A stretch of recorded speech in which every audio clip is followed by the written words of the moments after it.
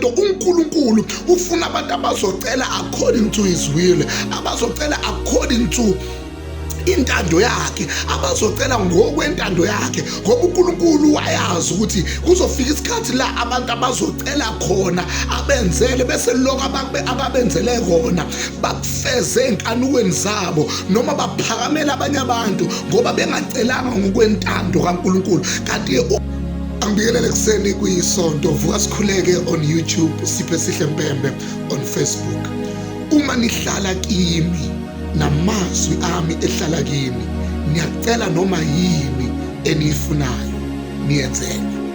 If you remain or abide in me and my words abide in you, you shall ask whatever that you want and it shall be given unto you. Ukhiyeke la kuleli vesi uJohn 15 verse number 7, ukhiye walo ukuhlala kuye. Lithi leli vesi, uma nihlala kimi, bese ningagcini ngokuhlala ngoba bakhona abahlalayo bese begcina lapho, kodwa namazwi ami ahlale kini, niyobe seniba ne-access, niyobe seniba legible, niyobe senikezwe igunya, i-authority yokwazi ukucela kimi enilalela-ke. Uma senicela according to ukuthi nihlala kimi, senicela ngokuthi izwi lami lihlala kimi, nanoma yini eniyakuyicela niyakuyinikezwa. Why niyinikezwa? Niyinikeziswa ukuthi nicela nihleli kuye, ayibafowethu, nicela namazwi akhe ahleli kini. I-condition yokunikezwa,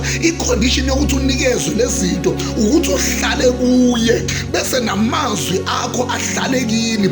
Athi kuJoshua, le ncwadi yomthetho mayingasuki emlonyeni wakho, athi ubodlinza ngayo imihla ngemihla. Ngamanye amazwi ithi lento, uNkulunkulu ufuna abantu abazocela according to his will, abazocela according to intando yakhe, abazocela ngokwentando yakhe, ngoba uNkulunkulu wayazi ukuthi kuzofika isikhathi la abantu abazocela khona abenzele, bese lokho ababenzele khona bakufeze enkanukweni zabo noma baphakamela abanye abantu ngoba bengacelanga ngokwentando kaNkulunkulu. Kanti uma nihlala kimi namazwi ami ehlala kimi, niyoba seniba negunya lokucela, and kunesiqiniseko ne-assurance yokuthi ekuceleni kwenu noma yini eniyakuyicela niyakuyinikezelwa.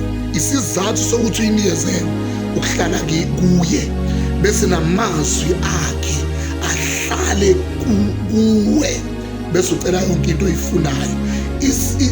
I-condition kaNkulunkulu, ufuna uNkulunkulu abantu babe in line, abantu bangene kujantshi wokuthi uma becela, ngoba uma ucele ngokwentando yakhe nakanjani leyo nto leyo izosiza wena besisize nabantu aba-around wena. You are not just going to be blessed, but you are also going to be a blessing.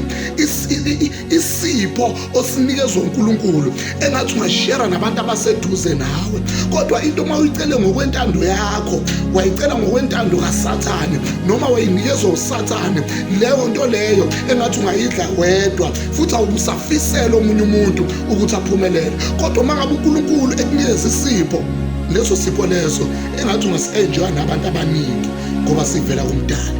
Uma nihlala kimi namazwi ami ehlala kini, niyacela noma yini enifunayo niyenzelwe.